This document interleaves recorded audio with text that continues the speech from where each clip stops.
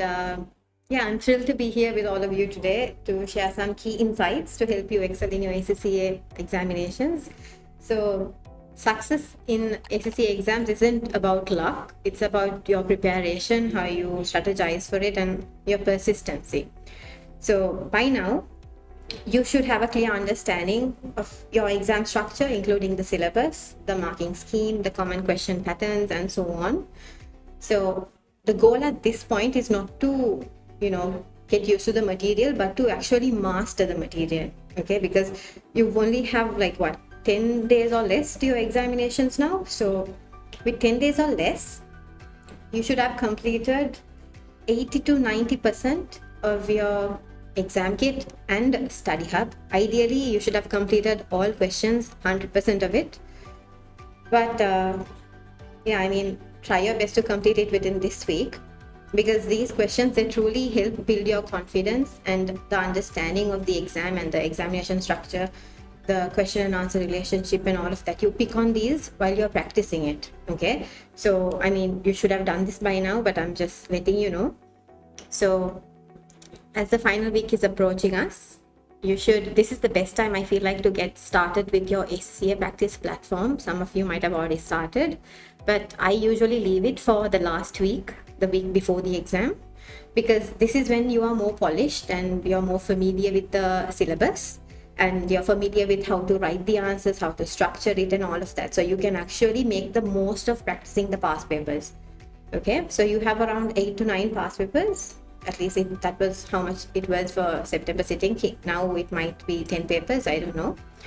But what I would suggest you do is to attempt a paper each day leading up to your examination. Leave the mock to attempt for the day right before the exam. What I would say is, how you attempt these papers on practice platform is you time yourself. Okay, you're sitting for the actual paper, you time yourself. And you do it in a closed book environment. Okay, don't be referring to your book last minute, or you okay, I need 1 point, or let me check the book. Nothing, because on the day of the exam you won't have those resources. So do it in a closed book environment and time yourself, because timing yourself, obviously it helps you manage your time better on the day of the actual exam. And it does help you focus. If you time yourself, you're not taking bathroom breaks or anything like that. So do it like an actual exam. I'm not joking. Do it like that. So yeah, the next thing I would do is read the ACCA technical articles and examiner's report. Okay, as I'm saying this, I have not actually read technical articles as much. Okay, but I do read examiner's report. Find time to read the examiner's report, because they do, these resources are there to understand crucial topics and all of that, all these tricky areas. And the examiner's report give us an idea about what the examiner is actually expecting, what to do, what not to do. So I think, I don't remember which paper I looked the examiner's report for, but there was this part where, so if you want 4 points, the examiner was like, separate your points into paragraphs. Just because you write everything in one paragraph, the examiner has to go find each point, right?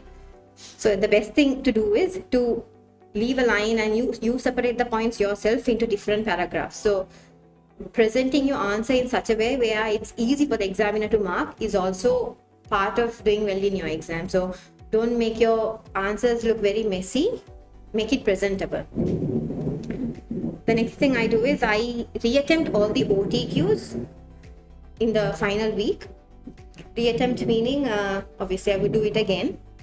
You might be like, I've already done it again, should I really waste time to do it again? But I would advise you to do them closer to the exam date as well, because OTQs, you might say it's easy, but it's also tricky at the same time.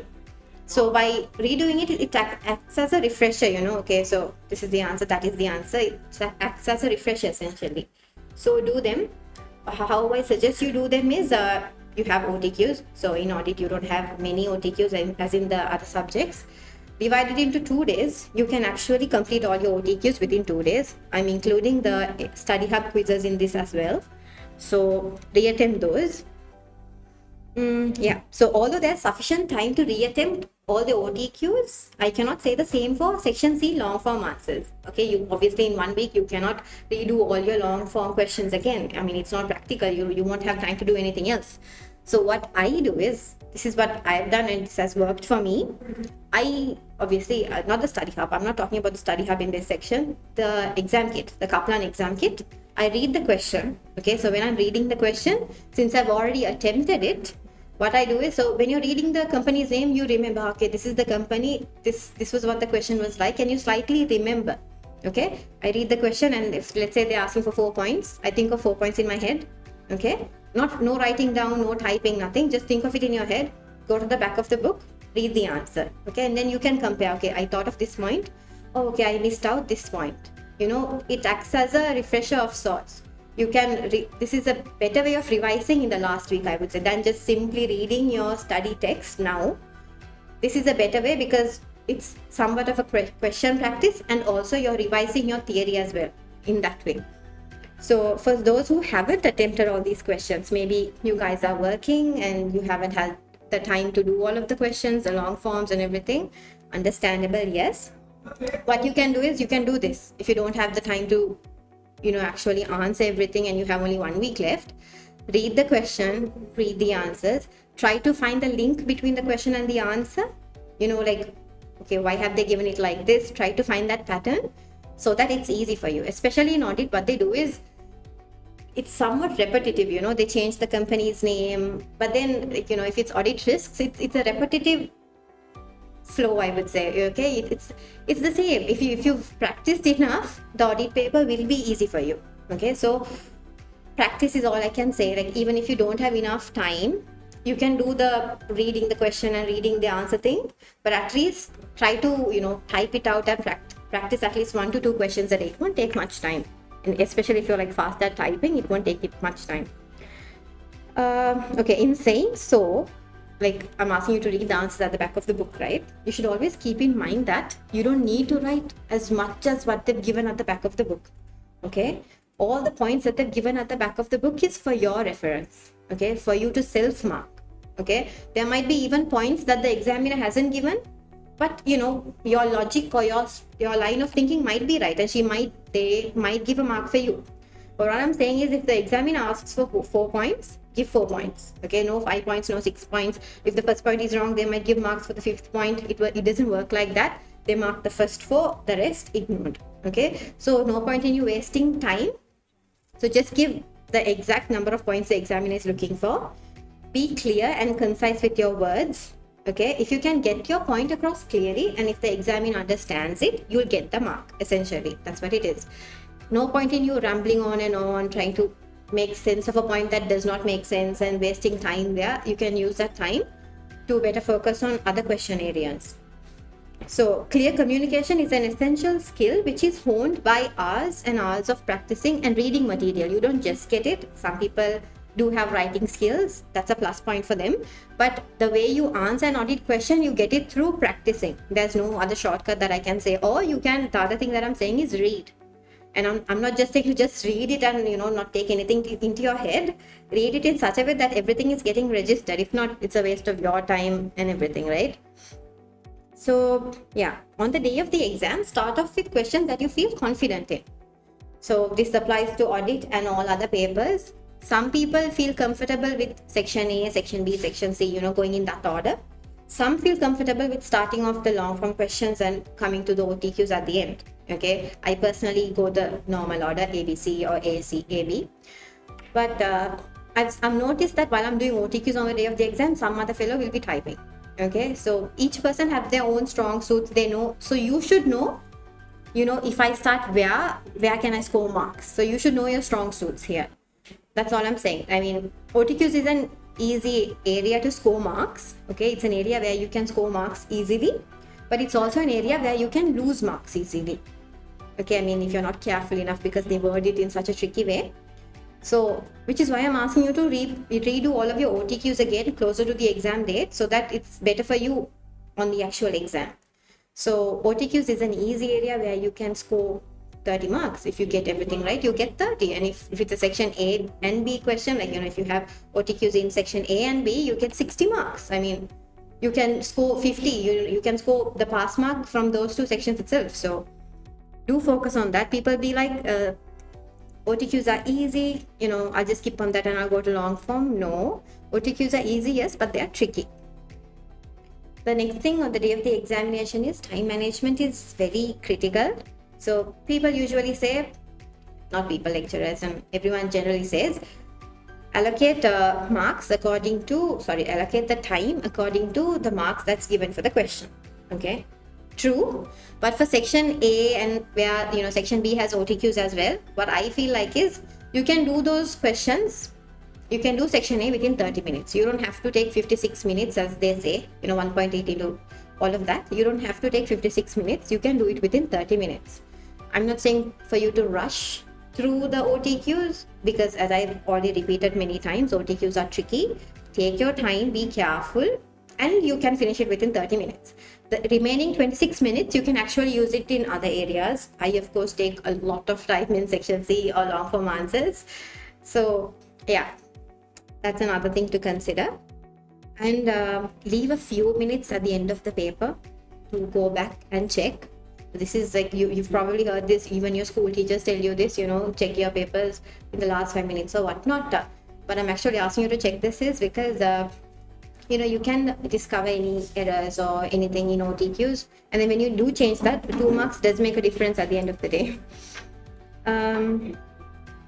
Throughout all of this, please remember to take care of yourselves. A healthy mind and body are both equally important for you to perform at your peak on the day of the exam.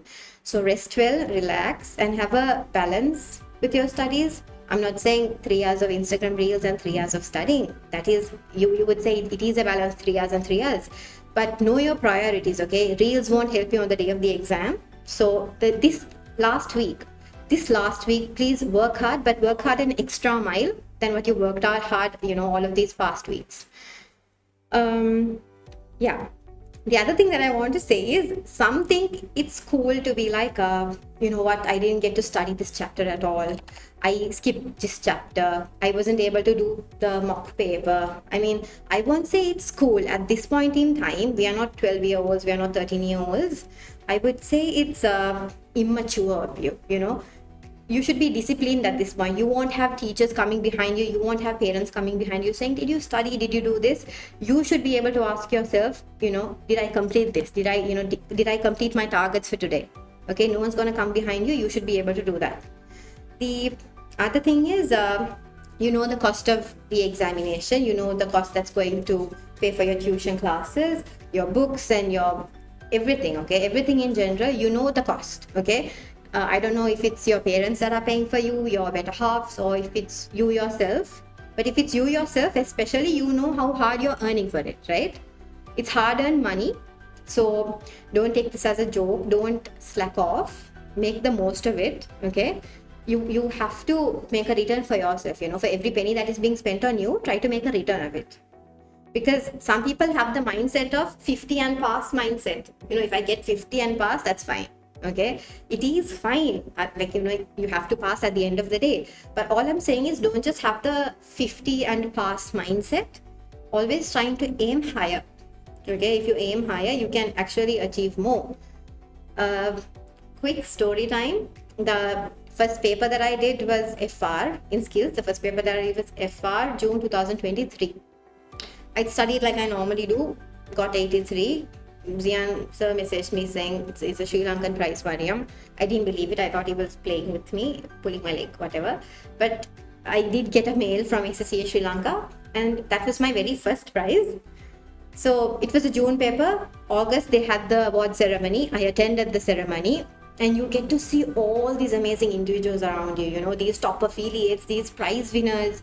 And especially what stuck to me on that award ceremony was, I don't know if you've heard of him, Abdul Hardik. He got 3 awards in that ceremony alone. So what I thought was, he's one of us. Like, he's just like us. If he can do it, probably I can do it. Okay, so that was my driving force for my next paper, which was in December 2023, my taxation paper. Alhamdulillah, it was a prize. I scored 96, and it was a world prize, world rank 5. Okay, so that was what drove me. Okay, you can achieve more.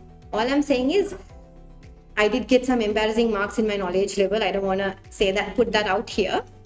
But you can get more. Okay, so don't lower yourself to 50 and pass. You can score more. Everyone here can actually achieve it. It's just that you have to make the effort for it. You can't be like I get messages sometimes saying, like, can you tell me the shortcuts?